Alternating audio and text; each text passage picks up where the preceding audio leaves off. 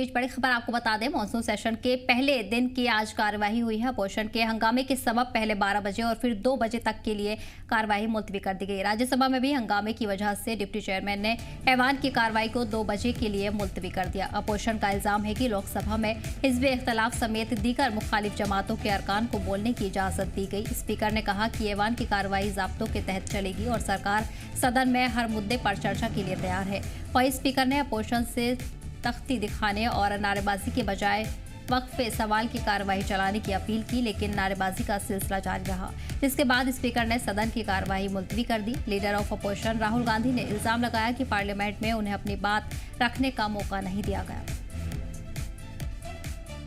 प्रश्नकाल नहीं करने देना चाहते, आप सदन नहीं करना चाहते, सदन की कार्रवाई आज 12 बजे तक के लिए स्थगित की जाती है। सवाल ये है कि जो हाउस में डिफेंस मिनिस्टर को बोलने देते हैं, उनके लोगों को बोलने देते हैं, मगर अगर विपक्ष का कोई कुछ कहना चाहता है तो अलाउड नहीं है।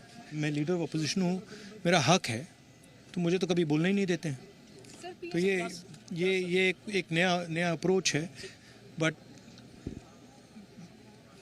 दौड़ के निकले हाउस से 1 सेकंड में,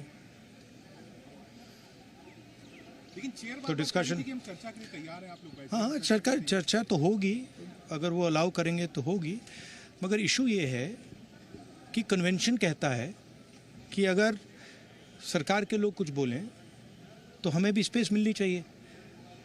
हम 2 शब्द कहना चाहते थे, मगर विपक्ष को ये अलाउड नहीं है। Thank you. तो चर्चा करें अगर तैयार है। अगर एलओपी को कुछ बोलना है 1 मिनट के लिए तो बोलने देना चाहिए। adjournment motion. मैम क्या पीएम को ही संतुष्ट हो जाएंगे आप लोग? He was not allowed to speak today. He should be allowed to speak. He is the leader of the opposition. Lok Sabha की कार्यवाही और राहुल गांधी के इल्जाम पर बीजेपी का क्या कुछ कहना है, आइए देखते हैं। राहुल गांधी जी को जो प्रारंभ से उनको प्रिविलेज परिवार का सदस्य होने के नाते जो मिलता रहा है, मुझे लगता है वो प्रिविलेज उनको नहीं मिल रहा है, उसका दर्द उनको हो रहा है। सदन में हंगामा खड़ा करना ये कांग्रेस की आदत बन गई है, क्योंकि खुद राहुल गांधी सदन में नहीं बैठते हैं। खुद सदन में किसी महत्वपूर्ण सवाल पे बाहर तो बहुत सवाल उठाते हैं, लेकिन सदन के अंदर जब वो सवाल पे चर्चा होती तब वो नहीं बोलते हैं। 4 महीने की तैयारी, विषयों को रखना, लोगों की मंशाओं को व्यक्त करना, और यहाँ आने के बाद बड़ा दुख होता है जब सदन को कुछ हमारे मित्र लोग बाधित करते हैं।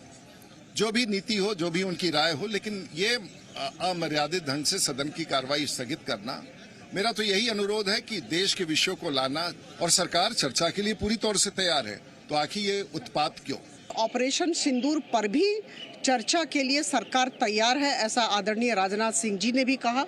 और मुझे लगता है जब देश के रक्षा मंत्री कह रहे हैं कि ऑपरेशन सिंदूर पर बात के लिए सरकार तैयार है, तो फिर क्या प्रॉब्लम, क्या समस्या है? आज से पार्लियामेंट के दोनों ऐवान का मॉनसून इजलास शुरू हुआ। लोकसभा कार्रवाई की शुरुआत साबिका पार्लियामेंट के आंजेहानी अरकान किशन कपूर, भगत कपूर, अनंतस, गिरिजा व्यास, मीनाती सेन, सुखदेव सिंह और छोटू सिंह यादव और अनंत सिंह को खरासे अकीदत पेश करने के साथ हुई। स्पीकर ओम बिरला ने मरहूम अरकान पार्लियामेंट की अवामी खिदमत और सियासी जिंदगी पर रोशनी डालते हुए दिवंगत आत्मा की शांति के लिए दुआएं की। हम अपने पूर्व साथियों के निधन पर गहरा शोक व्यक्त करते हैं। ये सभा शोक संतप्त परिवारों के प्रति अपनी संवेदना व्यक्त करती है। हम अपने मरहूम साबिक अरकान पार्लियामेंट के अलावा लोकसभा में आज पहलगाम दहशतगर्दाना हमले और अहमदाबाद में हुए एयर इंडिया के दर्दनाक हादसे में जाबहक लोगों के अलावा मुल्क के मुख्तलिफ हिस्सों में कुदरती आफत में जान गंवाने वाले लोगों को भी खरासे अकीदत पेश की गई। लोकसभा स्पीकर ने ऐवान की जानिब से मुतासरा परिवारों से हमदर्दी और यकजहती का इजहार किया। 22 अप्रैल 2025 को जम्मू कश्मीर के पहलगाम में हुए आतंकवादी हमले में 26 निर्दोष व्यक्तियों की नरसंग हत्या कर दी गई। आतंकवाद की इस घटना ने पूरे देश ही नहीं बल्कि संपूर्ण विश्व की चेतना को आघात पहुंचाया है। ये सभा उन सभी मृतकों के प्रति गहरा शोक व्यक्त करती है तथा आतंकवाद के विरोध भारत की जीरो टॉलरेंस के संकल्प को दोहराती है। माननीय सदस्यगण, 12 जून 2025 को अहमदाबाद से लंदन जा रहे एयर इंडिया विमान अहमदाबाद हवाई अड्डा से उड़ान भरने के तुरंत बाद दुर्घटनाग्रस्त हो गया। इस दुर्घटना में कुल 260 व्यक्तियों की असामयिक मृत्यु हुई, जिसमें विमान में सवार 241 व्यक्ति और 19 अन्य व्यक्ति शामिल है। इस दुर्घटना में गुजरात राज्य के पूर्व मुख्यमंत्री श्री विजय रूपानी जी का भी असामयिक निधन हो गया। ये सभा इस दुर्घटना में मृत व्यक्तियों के प्रति अपनी आत्मिक संवेदना व्यक्त करती है। माननीय सदस्यगण, देश के विभिन्न हिस्सों में अतिवृष्टि, बाढ़, भूस्खलन आदि प्राकृतिक आपदाओं के कारण बड़ी संख्या में जान माल की हानि हुई है। ये सभा प्राकृतिक आपदाओं के कारण दिवंगत हुए व्यक्तियों के परिवारजनों के प्रति अपनी संवेदना प्रकट करती है। और इसी पर खास चर्चा के लिए हमारे साथ पॉलिटिकल एक्सपर्ट सोहेल काजमी साहब जुड़ गए हैं। सोहेल साहब, बहुत बहुत इस्तकबाल है आपका। जिस तरह आज की अगर हम बात करें तो मॉनसून सत्र का आगाज हुआ और पहले दिन की कार्रवाई शुरू हुई, लेकिन उससे मुलतवी करना पड़ा, एक नहीं दो बार मुलतवी करना पड़ा 12 बजे, और उसके बाद फिर 2 बजे अपोजिशन की तरफ से हंगामा देखने को मिला। लेकिन जिस तरह देखा जा रहा है, अपोजिशन ऑपरेशन सिंदूर पर बात करना चाहता था, उसके अलावा भी कई मुद्दे हैं जिन पर बात करने की कोशिश अपोजिशन की तरफ से की गई, लेकिन अपोजिशन लीडरान का ये कहना है कि उन्हें बोलने की इजाजत ही नहीं दी गई। किस तरह आप देख रहे हैं? देखिए मैम, गुड आफ्टरनून आपको। दूसरा ये है कि देखिए, जैसे ही अपोजिशन काफी देर से डिमांड कर रही थी कि एक स्पेशल सेशन जो है वो होना चाहिए, खासकर पहलगाम अटैक के बाद और ऑपरेशन सिंदूर के बाद, जो एक लगातार रिपीटेडली वो कह रहे थे कि एक दिन का स्पेशल सेशन होना चाहिए। जो यूजुअली होता है कुछ ऐसे इश्यूज को लेकर, लेकिन नहीं हुआ। और फाइनली आज जब मॉनसून सेशन शुरू हुआ तो बहुत सी बातें हैं जो कंपाइल होती अपोजिशन के पास, जैसे ऑपरेशन सिंदूर है, बिहार की इलेक्शंस को लेके, पहलगाम अटैक को लेके, बहुत से इश्यूज हैं जिसपे अपोजिशन अपना बात रखना चाहती है और जो गवर्निंग बॉडी होती है उसको उसके जवाब देने होते हैं। लेकिन आज जैसे ही शुरुआत हुई तो एलओपी, जैसे आप खुद ही कह रही है कि एलओपी ने साफ कह दिया कि हमें बोलने का मौका नहीं दिया गया, जो मैं समझता हूँ अच्छी बात नहीं है, क्योंकि अल्टीमेटली जो हमारा इंसाफ का मंदिर है, जिसको सबसे बड़ा दर्जा दिया हुआ है, जिसको हम पार्लियामेंट बोलते हैं, उसमें जो भी डिस्कशन होती है वो भारत के हर इंसान को, भारत के हर निवासी को उसका पता चलता है। चाहे कुछ चीजें ऐसी भी होती हैं जो बहस के काबिल नहीं होती है, लेकिन उनका भी जवाब दिया जाता है। जो जमहूरियत में सबका हक है और सारे पार्लियामेंटेरियंस अपनी बात रखें और उस पर सहमति बनाएं और उस पर रायनामा जो है एक सामने आए, इसके लिए सेशंस जो है बुलाए जाते हैं। और सेशंस का मतलब यही होता है कि healthier discussion for healthier India, और आगे की जो पेशरफ्त है उस पे सरकार अपने जो व्यू पॉइंट्स है वो बताती है। लेकिन आज 2 बजे तक स्थगित हो गई है। लेट्स होप कि उसके बाद जो क्वेश्चन आंसर सेशन होता है उस पे क्या किन बातों पे जो है क्रॉस क्वेश्चनिंग होती है, और पूरा भारत जो है, भारत के लोग जो इस सेशन को देख रहे हैं वो किस तरह से हर बात पे कन्विंस होते हैं कि हाँ क्या वजूहात रही है। हाँ, कुछ चीजों को छोड़ के जो बड़ी सेंसिटिव है, जो बड़ी सिक्योरिटी रिलेटेड है, उन इश्यूज को छोड़ के जो बाकी हमारे जो आगे की रणनीति है, खासकर जियो पॉलिटिक्स में हमारा रोल क्या है, एक्सटर्नल अफेयर पॉलिसी हमारी कैसी चल रही है, ट्रंप का क्या रोल रहा हमारी इंडिया पाकिस्तान की 4 दिन की जंग में, ये सब चीजें हैं जो अपोजिशन चाहती है कि जिसपे चर्चा हो, जिसपे बात हो, लोगों को पता चले। मुझे लगता है 2 बजे के बाद जब सेशन शुरू होता है या फर्दर जो इनका कोर्स ऑफ एक्शन रहेगा उस पर जरूर इन चीजों पे बात होगी और सरकार इसका जवाब देगी। जी बिल्कुल, काजमी साहब बिल्कुल सही कहा आपने। बहुत लंबे टाइम से जाहिर है कि अपोजिशन की तरफ से सेशन की मांग की जा रही थी, तमाम उनके सवाल हैं और कई मुद्दों पर वो चर्चा चाहते थे। लेकिन जिस तरह अगर हम लीडर ऑफ अपोजिशन की ही बात करें तो उन्हें बोलने की इजाज़त नहीं दी गई है। उनका कहना है कि जिस तरह उन्होंने बोलने की कोशिश की उसके बाद ही उसकी इजाज़त नहीं दी गई है। प्रियंका गांधी की तरफ से भी यही बयान सामने आए हैं। ऐसे में किस तरह से जो चर्चाएँ हैं और जो मुद्दे हैं वो होंगे, वो जो सवाल हैं अपोजिशन की तरफ से उठाए जा रहे हैं, कब वो हल होंगे, क्योंकि उसी के मकसद से सेशन का आगाज़ किया गया था। हालांकि ये भी कहा गया सरकार की तरफ से कि ऑपरेशन सिंदूर पर बात करने के लिए सरकार तैयार है। बिल्कुल, बहुत अच्छी बात है। सरकार अगर ये पॉइंट ऑफ व्यू रखती है कि वो हर सवाल का जवाब देने को तैयार है तो मैं समझता हूँ बहुत अच्छी बात है, और वही एक स्ट्रॉन्ग सरकार का स्ट्रॉन्ग पॉइंट ऑफ व्यू रहना चाहिए। बिकॉज कन्विंस करना, क्योंकि हर चीज जो है खुलेआम हुई है। ऑपरेशन सिंदूर जो है 9 लोकेशन पे जब हमने हिट किया पाकिस्तान को, रिटेलिएट किया पाकिस्तान ने और हमने करारा जवाब दिया, तो भारत की जो इमेज है, भारत की जो छवि है, वो इस सरकार में जो अच्छी चीजें हुई है उनको बिल्कुल पार्लियामेंट में उन लोगों को जरूर बतानी चाहिए। ताकि वो भी कन्विंस हो जाए और ये चर्चा जो है यहीं समाप्त हो जाए। दूसरी बात मैं ये कहना चाहूंगा कि कुछ भारतीय जनता पार्टी के लोग ये कहते हैं कि एलओपी जो है वो उस फैमिली से बिलोंग करते हैं, उनको वो प्रोटोकॉल चाहिए। तो मैं समझता हूँ वो जायज बातें नहीं है। जिस तरह का रोल एलओपी का रहा है पिछले 10 सालों में, जब से भारतीय जनता पार्टी की सरकार है, खासकर 11 सालों में, वो बड़ा मेच्योरली अपनी बात को रखने की कोशिश कर रहे हैं और वो आज एक पोजीशन पे हैं जिनको हम एलओपी बोलते हैं। और leader of opposition equivalent cabinet minister के रैंक का होता है। मुझे नहीं लगता है उसको किसी प्रोटोकॉल की जरूरत है और उनकी पार्टी ने बहुत बड़ा रोल प्ले किया है पिछले 77 ईयर्स से, जहां तक गवर्नेंस की बात है। तो वो जानते हैं कि पार्लियामेंट के क्या प्रोसीजर्स रहते हैं, पार्लियामेंट की क्या डिग्निटी होती है और उसको वो बिल्कुल उस पर चलते भी हैं। तो कुछ criticism for the sake of criticism करना है या अपने बॉसेस को अपीज करने के लिए राहुल गांधी को किसी कटहरे में खड़ा करना है, तो मैं समझता हूँ वो जायज चीजें नहीं है। हाँ, मुद्दा बेस्ड डिस्कशन हो, मुद्दा बेस्ड बातें जो एलओपी के माध्यम से अपोजिशन रखना चाहती है। अब स्टेटहुड जम्मू कश्मीर को रिस्टोर करने के बिल की बात वो करना चाहते हैं। कल शायद कांग्रेस पार्टी जो है जंतर मंतर के बाहर प्रदर्शन कर रही है, वो चीजें भी चाहते हैं कि पार्लियामेंट में टेबल हो और रिस्टोरेशन ऑफ स्टेटहुड जेएंडके को दे और उसमें पूरा इंडिया ब्लॉक जितने भी उनके कॉन्स्टिट्यूएंट हैं वो भी उस धरने में शामिल होने जा रहे हैं। तो बहुत से इश्यूज हैं जिसमें अपोजिशन जो है कंस्ट्रक्टिव रोल पार्लियामेंट के सामने रखना चाहती है। जो उनके मुतालबा पूरे होते हैं नहीं होते हैं वो तो पार्लियामेंट देखेगी। मेजॉरिटी जो पार्लियामेंटेरियंस हैं वो किस तरह से उस पर चर्चा करते हैं वो तो आने वाला वक्त बताएगा। लेकिन हर पार्लियामेंटेरियन को अपना पॉइंट ऑफ व्यू रखना है और उसको सेटिस्फाई करना। जो ऑनरेबल मिनिस्टर्स हैं, जो ऑनरेबल उनके मेंबर्स हैं, वो कन्विंस करेंगे। लेकिन भारतीय जनता पार्टी भी कह रही है कि हम हर बात का जवाब देने को तैयार है, which itself is a good sign of governance. और मुझे लगता है कि इस पर चर्चा जरूर होगी। जी बिल्कुल।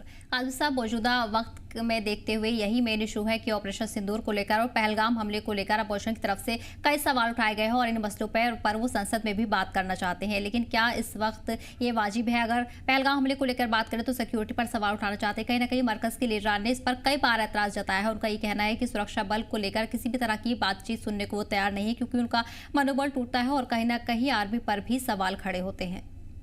बिल्कुल, मैंने पहले ही आपको कहा कि कुछ चीजें ऐसी हैं जिन पे चर्चा नहीं हो सकती है, लेकिन उनके जो मोटे कंटूर्स हैं उनको बताया जा सकता है कि हमारी रणनीति क्या रही है और आगे की जो हमारी पेशरफ्त है टुवर्ड्स जो नेशनल सिक्योरिटी वो क्या होने जा रही है। देखिए, हम कुछ चीजें ऐसी हैं जो बिल्कुल दर्शाई जा रही हैं। पाकिस्तान चर्चा कर रहा है कि इंडिया जो है स्ट्रॉन्गर बाय स्ट्रॉन्गर बनता जा रहा है और कुछ ना कुछ जब भी पाकिस्तान के साथ करेगा तो अब इंडिया जो है पाकिस्तान सहमा हुआ है, ऑपरेशन सिंदूर से भी सहमा हुआ है, लेकिन और हिंदुस्तान मजबूत हो रहा है जहां तक सिक्योरिटी ड्रिल्स की बात है। ठीक है, हम इनर चीजें तो डिस्कस नहीं कर सकते हैं क्योंकि वो सिक्योरिटी रिलेटेड है, लेकिन मोटे तौर पे जो पाइपलाइन में प्रोजेक्ट्स हैं अपने सिक्योरिटी को लेके, स्ट्रेंथनिंग ऑफ द पैरामिलिट्री को लेके और क्या क्या उनके इंसेंटिव्स हैं या बाकी चीजें हैं, इक्विपमेंट्स हैं, वेपन्स हैं, हमारे नए जो जहाज हैं कौन से आने हैं, उस पर चर्चा जो है मोटे तौर पे हम कर सकते हैं। उसका जवाब गवर्नमेंट दे सकती है। जहां तक सिक्योरिटी के इनर जो चीजें हैं उस पर शायद हमें रिस्ट्रेन करना चाहिए in the interest of nation, in the interest of security. जी बिल्कुल। कादिर साहब, इसके अलावा ऑपरेशन सिंदूर की बात करें तो जिस तरह आपने भी कहा कि पाकिस्तान में अभी भी खौफ का माहौल बना हुआ है और एक अच्छा सबक भारत की तरफ से सिखाया गया, लेकिन अपोजिशन को इस पर भी एतराज़ है कि अब इस वक्त अमन शांति देश में दोनों ही मुल्कों में कायम है, तो ये अच्छी बात है, लेकिन क्यों ऑपरेशन सिंदूर को ऐसे वक्त में बंद किया गया जब अच्छा मौका था पाकिस्तान को सबक सिखाने का, या फिर इस जंग को और आगे बढ़ाया जा सकता था? देखिए, अपोजिशन में भी कुछ ऐसे लोग होते हैं जो सिर्फ अपोजिशन करना जानते हैं और ग्राउंड रियलिटीज पे, क्योंकि वो पावर में नहीं होते हैं, वो चाहते हैं कि कोई किसी न किसी तरह मीडिया हाइप ली जाए। वो हर मुल्क में होता है। जब हिंदुस्तान में तो ये चलन प्रेवलेंट है कि हम सुर्खियों में रहें, और पार्लियामेंट सेशन एक ऐसा सेशन होता है कि सारे हिंदुस्तान के कैमरा, चाहे वो नेशनल प्रेस है, स्टेट प्रेस है, इंटरनेशनल प्रेस है, उसको कवर कर रही होती है, तो कहीं ना कहीं उनकी फोटो आ जाए, बात हो जाए, इशू हो या ना हो, वो इसकी परवाह नहीं करते हैं, which is unfortunate for a nation like India. But ये है कि ये चलन चल रहा है पिछले काफी सालों से। पार्लियामेंट में एंटर होते ही वो चाहते हैं कि वहां से ही हमारी जो कवरेज है वो शुरू हो जानी चाहिए और कोई ना कोई ऐसा बयान दे दे जिससे कि वो चर्चाओं में रहे। लेकिन मोटे तौर पे ये है कि हाँ, हमने जहां जहां अचीव किया है वो सरकार के सामने है और पूरे भारत के सामने है। आज कोई भी चीज छुपी हुई नहीं है और भारत किस तरह से आगे चल रहा है उस पे भी जो गवर्नेंस वाली पार्टी है भारतीय जनता पार्टी, वो जरूर वो चीजें बताएगी और पूरे भारत को पता चलेगा। लेकिन जहां तक सेंसिटिविटीज का ताल्लुक है, मुझे लगता है वो सेंसिटिविटीज को कायम धायम रखना चाहिए। वो इंटरनल चीजें होती है, उनको डिस्कस पार्लियामेंट में नहीं करना है। पार्लियामेंट में जो क्वेश्चन आंसर सेशंस हैं उस पर जरूर चर्चा होगी और उस पर गवर्नमेंट जो है अपना पॉइंट ऑफ व्यू जरूर अपोजिशन को बताएगी। इसकी हमें आशा भी है और ये होता भी है हमेशा, क्योंकि पार्लियामेंट सेशंस का मतलब यही होता है, मॉनसून सेशंस का मतलब यही होता है कि हर चीज की जो लवाजमात है एक दूसरे के साथ शेयर किए जाएं और पूरे भारत जो है उनको पता चले कि हम किन रणनीतियों पे मुल्क को आगे देखना चाहते हैं। और जहां तक जियो पॉलिटिक्स की बात है, जियो पॉलिटिक्स भी आपके सामने है। जो हमारी डेलीगेशन यहाँ से बाहर गई और क्या क्या चीजें वहां हुई है, वो भी मुझे लगता है सरकार जो है जरूर इस सेशन में जो है अपोजिशन लीडर्स के सामने वो रिपोर्ट्स, वो बातें और जो भी डिस्कशंस वहां हुई है वो जरूर उनके साथ शेयर करेंगी। क्योंकि इतना खूबसूरत मौका जहां 500 कुछ पार्लियामेंटेरियंस बैठते हैं, ये बार बार नहीं आता है और इसका पूरा फायदा जो है पार्लियामेंट सेशन का वो हिंदुस्तान के हर आवाम के बंदे को मिलना चाहिए। यही इसकी ये सेंस होती है सेशंस की, चाहे वो मॉनसून है चाहे विंटर सेशन है, ताकि ज्यादा से ज्यादा लोगों के पीपल सेंट्रिक चीजें जो है वो भी डिस्कस हो सके, कॉन्स्टिट्यूएंसी सेंट्रिक चीजें भी डिस्कस हो सके और ओवरऑल भारत आगे बढ़े। ये सब मुद्दे रहते हैं सेशंस में। जी बेशक। कादिर साहब, साथ ही साथ इस पर भी आपका रुख जानना चाहूंगे। स्टेटहुड की मांग एक बार फिर जम्मू कश्मीर में उठ रही है और इस बार एक अलग तरीके से उठाई जा रही है। कांग्रेस की तरफ से बड़ी जोरों शोरों से मुहिम शुरू कर दी गई है। आज दिल्ली का रुख करेंगे कांग्रेस लीडरान और कल जंतर मंतर पर बड़ा प्रोटेस्ट करने की बात कही गई, जिसपे राहुल गांधी भी शामिल होंगे और कांग्रेस के कई आला लीडरान इस प्रोटेस्ट में शामिल हो सकते हैं। किस तरह आप देख रहे हैं, क्या मकसद है कांग्रेस का इस बार स्टेटहुड को उठाने का? हालांकि और दूसरी पार्टियों से भी उन्होंने अपील की है, लेकिन उतनी फंक्शनल और उतनी ताकत के साथ नेशनल कॉन्फ्रेंस इस मसले को उठाती हुई नजर नहीं आ रही जितना इस वक्त कांग्रेस की तरफ से उठाया जा रहा है। देखिए, कांग्रेस के सिर्फ यहाँ 4-5 ही एमएलए हैं जो कोलिशन पार्टनर्स हैं नेशनल कॉन्फ्रेंस के, और प्राइम मिनिस्टर ने भी कहा है फ्लोर ऑफ द पार्लियामेंट में भी, कश्मीर की सरजमी पे भी अमित शाह साहब ने भी कहा है कि बिल्कुल स्टेटहुड जो है जम्मू कश्मीर के लोगों को मिलेगी। लेकिन एक वो वर्ड यूज करते हैं जिसको हम बोलते हैं कंड्यूसिव एटमॉस्फेयर। अब कंड्यूसिव एटमॉस्फेयर की हम जब बात करते हैं तो बीच में पहलगाम अटैक हो जाता है, उसके बाद हम सिंदूर ऑपरेशन में और इंडो पाक कन्फ्लिक्ट में हमारे आपने देखा कितने दिन उस पर बीत गए। और उसके अलावा क्या और चीजें हैं जिससे कि जम्मू कश्मीर को और मजबूत किया जाए, जहां तक कंड्यूसिव एटमॉस्फेयर की बात होती है। लेकिन बहुत अच्छी शुरुआत है कांग्रेस ने अगर की है, अगर उनको भी लगा है इतने सालों बाद कि स्टेटहुड रिस्टोर होनी चाहिए। भारतीय जनता पार्टी के भी जो चुने हुए नुमाइंदे हैं जम्मू कश्मीर में, वो भी चाहते हैं कि स्टेटहुड वापस हो। हर शहरी जम्मू कश्मीर का जो बसने वाला शहरी है वो चाहता है कि हमारी डिग्निटी बहाल हो। लेकिन ये है कि जब प्राइम मिनिस्टर की एश्योरेंस है और चीफ मिनिस्टर के साथ जो बातें हुई, उनकी जितनी भी मीटिंग्स हुई हैं, वो भी एश्योर करते हैं कि स्टेटहुड जो है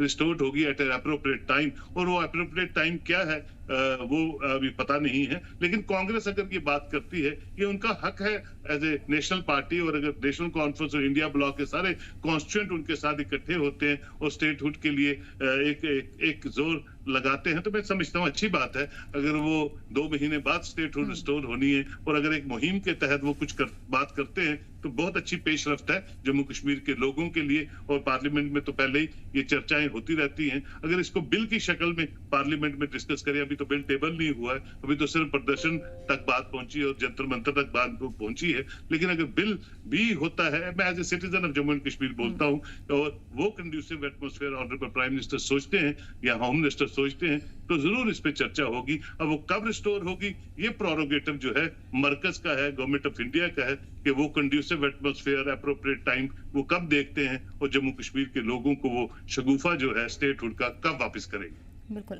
कादिर साहब, जाहिर है ये एक सराहनीय कदम है कांग्रेस की तरफ से। अब ये मुहिम चलाई जा रही है और स्टेटहुड का मसला जोरों शोरों से उठाया जा रहा है। दिल्ली का भी कूच कर दिया है तमाम लीडरान की तरफ से। लेकिन जिस तरह कांग्रेस ने अपील की है कि तमाम जो पार्टियां हैं वो भी उनके साथ शामिल हों और उनका समर्थन करें, खासतौर पर नेशनल कॉन्फ्रेंस से। हालांकि सीएम उमर अब्दुल्ला ने इसका स्वागत जरूर किया है, लेकिन उतना उनकी तरफ से रुख सख्त देखने को नहीं मिल रहा है। लेकिन अगर जम्मू कश्मीर की जो दीगर पार्टियां हैं, किसी भी पार्टी की हम बात करें, बीजेपी भी इसका समर्थन करती है, लेकिन उतना खुलकर सामने नहीं आते हैं बीजेपी लीडरान। तमाम पार्टियां अगर इसका समर्थन करती हैं और दिल्ली का रुख करती हैं और इस मांग को उठाती हैं संसद में, तो कहीं ना कहीं सरकार इस पर एक्शन लेने को मजबूर होगी, क्योंकि जाहिर है स्टेटहुड की मांग अवाम की तरफ से भी है और सभी चाहते हैं कि स्टेटहुड जल्द बहाल हो।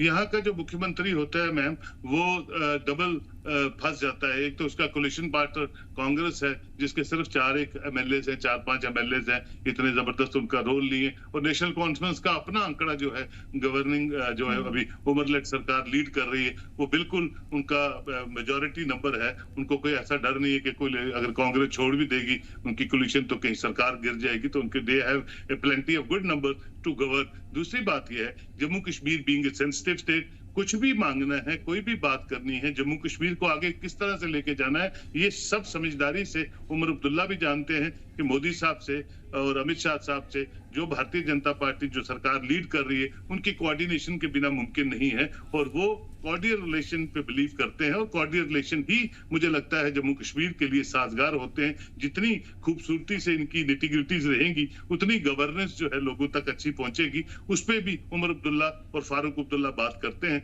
और वो जानते हैं क्योंकि बहुत देर उन्होंने भी सत्ता यहाँ जम्मू कश्मीर में की है। मरकज की ब्लेसिंग्स के बिना जम्मू कश्मीर आगे नहीं बढ़ सकता है, ये वो जानते हैं। अब थोड़ा जो माहौल है, जो एटमॉस्फेयर जम्मू कश्मीर में बदल चुका है। लोगों ने बुलेट को छोड़ के बैलेट की तरफ, आपने देखा होगा इलेक्शंस में किस तरह से अपनी कंट्रीब्यूशन की है, किस तरह से अपना योगदान दिया है। और एक मजबूत स्थिर सरकार, जिसकी भी सरकार हो, उसको चुनने में बड़े मजबूती से आगे आए हैं। तो ये एटमॉस्फेयर बदलने में मोदी लेड सरकार का बहुत बड़ा रोल है। यहाँ फ्री फेयर ट्रांसपेरेंट इलेक्शंस हों और वो हुई भी हैं, उसमें भी मोदी लेड सरकार का बहुत बड़ा रोल है। छुटपुट इंसिडेंट्स को छोड़ के, क्योंकि पाकिस्तान हमेशा फिराक में रहता है कहीं ना कहीं डिस्टर्बेंस जम्मू कश्मीर में करने की। और ये नेता जो यहाँ बैठे हैं, उमर अब्दुल्ला साहब या उनके वालिद मोहतरम जो 3 बार यहाँ चीफ मिनिस्टर रहे, जिनके अपने वालिद यहाँ प्राइम मिनिस्टर रहे, वो जानते हैं कि जम्मू कश्मीर जो है वो हमेशा बॉइलिंग एज पे रहता है फ्रॉम पाकिस्तान के जो अलगाववादी नेता हैं, या जम्मू कश्मीर में जो एक कंपोनेंट था जिसको हम हुर्रियत बोलते थे या बाकी चीजें बोलते थे, जो आज नजर नहीं आता है। तो ये सब चीजें तभी मुमकिन हुई है कि प्राइम मिनिस्टर ने 2014 से लेके आज तक जो एक कड़ा रुख रखा पाकिस्तान की तरफ, अलगाववाद की तरफ, और लोगों के दिलों जीतने में मोदी लेड सरकार बहुत कामयाब हुई है। और एक फिजा जो जम्मू कश्मीर में बदली है वो तभी मुमकिन है कि प्रॉस्पेरिटी, डेवलपमेंट और जो एस्पायरेशन है लोगों पे, उस पे काम 11 साल जो मोदी लेड सरकार उन्होंने किया है। अब वो आगे बढ़ाने के लिए मुझे लगता है कि एक अच्छा रिश्ता उमर अब्दुल्ला और मोदी साहब के बीच में जितना मजबूती से बनेगा, उसमें बहुत सी चीजें और इंट्रोड्यूस होंगी, चाहे वो सेंट्रल स्पॉन्सर्ड स्कीम्स हैं, चाहे वो एम्प्लॉयमेंट का जॉब जाल है, चाहे वो टूरिज्म सर्किट्स हैं। नितिन गडकरी साहब तो पहले ही रिमार्केबल काम जम्मू कश्मीर में कर रहे हैं। जम्मू से लेके कश्मीर, कश्मीर से लेके करगिल और लद्दाख तक जिस तरह का डेवलपमेंट हुआ है उसको कोई नजरअंदाज नहीं कर सकता है। इतने गांव जोड़ दिए जम्मू कश्मीर के, जो अपने आप में एक रिमार्केबल अचीवमेंट्स हैं। रोजगार के साधन जो हैं, ट्रेन से जो सबसे बड़ी अचीवमेंट जो अभी मोदी जी ने इनॉग्रेट की है कश्मीर से कन्याकुमारी का, जो टूरिज्म को, एम्प्लॉयमेंट को और व्यापार को बहुत बड़ा बूस्ट देगा। तो ये सब चीजें हैं जो जम्मू कश्मीर के लोग जानते हैं मोदी लेड सरकार में हुई है। और इसको आगे किस तरह से बढ़ाना है वो तभी होगा जब एक रिश्ता जो है नेशनल कॉन्फ्रेंस का कांग्रेस को छोड़ के भारतीय जनता पार्टी के उन हुक्मरानों के साथ होगा जो जम्मू कश्मीर को आगे लेने में बहुत जो है महत्वपूर्ण रोल प्ले करेगा। जी बेशक कादिर साहब, लेकिन ये एक बड़ा सवाल है। आप भी जानते हैं कि संसद में भी इस बात को कहा गया कि स्टेट्यूट का दर्जा जरूर बहाल किया जाएगा और आवाम से ये वादा भी किया गया है मरकज की तरफ से। कितनी बार पीएम मोदी जम्मू कश्मीर का रुख किया, जम्मू कश्मीर के दौरे पर आए, उनकी तरफ से भी इस बात को दोहराया गया कि वो स्टेट्यूट जरूर बहाल करेंगे। लेकिन आखिर सही वक्त की क्या परिभाषा है, कब सही वक्त आएगा? पहले लग रहा था कि सरकार बनने के बाद इसको बहाल किया जाएगा, लेकिन ऐसा नहीं हुआ। लंबा वक्त बीत चुका है, 7-8 महीने से ज्यादा हो गए हैं, उसके बाद भी कोई कार्रवाई इस पर नहीं देखने को मिली है, जिसके बाद अब ये प्रोटेस्ट शुरू हो गए हैं और उम्मीद की जा रही है कि जल्द से जल्द कोई रुख मरकजी सरकार का इस पर देखने को मिले। देखिए, बहुत अच्छी बात है अगर कांग्रेस ने इसको लीड किया है इन प्रोटेस्ट को, और इसके साथ अगर उमर अब्दुल्ला भी चीफ मिनिस्टर भी, और भारतीय जनता पार्टी के जो 28 MLA हैं, क्योंकि जम्मू कश्मीर सबका है, जम्मू कश्मीर में सब चुने हुए नुमाइंदे हैं, 88 के 88 कॉन्स्टिट्यूंसीज को रिप्रेजेंट करते हैं। और स्टेटहुड की डिमांड जो है किसी पॉलिटिकल पार्टी को अपीज करने के लिए नहीं है। आर्टिकल 373(5) पे अपीज करता है नेशनल कॉन्फ्रेंस को और पीडीपी को, लेकिन स्टेटहुड तो सबके लिए है, सबके बच्चों के मुस्तकबिल के लिए है, सबकी सरजमी के लिए है। तो मुझे लगता है अगर ये वन पेज पे आ जाए सब, जैसे कि कोशिश की गई है कांग्रेस की तरफ से, उसी तरह अगर चीफ मिनिस्टर चाहें और सब अपने 88 में से चलिए 60% ही अगर अपने एमएलए को कन्विंस कर पाए और एक पेज पे लाएं पार्टी लाइंस को छोड़ के स्टेटहुड की डिमांड को लेके, तो मैं समझता हूं इसकी पेशरफ्त और फास्ट हो सकती है। और जो मोदी साहब जो 3 महीने बाद सोचेंगे, शायद उसका जो सोच विचार है आज से ही शुरू हो जाए और फाइनली वो अप्रोप्रिएट टाइम आ जाए जो जिसको वो भी सोच रहे हैं और मरकज भी सोच रही है कि कब स्टेटहुड रिस्टोर होगी। लेकिन मुझे एक बात का पूरा यकीन है कि भारतीय जनता पार्टी जब तक सत्ता में है, अभी उनके पास टाइम है, 3rd टाइम के प्राइम मिनिस्टर बने हैं भारत के, तो मुझे पूरी उम्मीद है कि स्टेटहुड जब भी रिस्टोर होगी भारतीय जनता पार्टी के हाथों से होगी, क्योंकि उन्होंने यूनियन टेरिटरी में डिमोट किया है और वही इसको पॉलिटिकली भी अगर आप देखें तो वही इसको रिस्टोर करेंगे, क्योंकि जो एश्योरेंस प्राइम मिनिस्टर की, होम मिनिस्टर की, डिफेंस मिनिस्टर की है वो इंडिकेट करती है कि उन्हीं के कार्यकाल में स्टेटहुड जो है वो रिस्टोर होगी। अब कब होगी इसके लिए सबको जोर लगाने की जरूरत है और कन्विंस करने की जरूरत है कि जम्मू कश्मीर को दोबारा उस ग्लोरिफिकेशन में लाए जिस ग्लोरिफिकेशन में मोदी साहब आज जम्मू कश्मीर को लेके आए। जी बिल्कुल ठीक है, काजमी साहब हमारी इस खास चर्चा में इतना है, लेकिन बहुत बहुत शुक्रिया आपका हमारे साथ जुड़ने के लिए और अपना कीमती वक्त देने के लिए।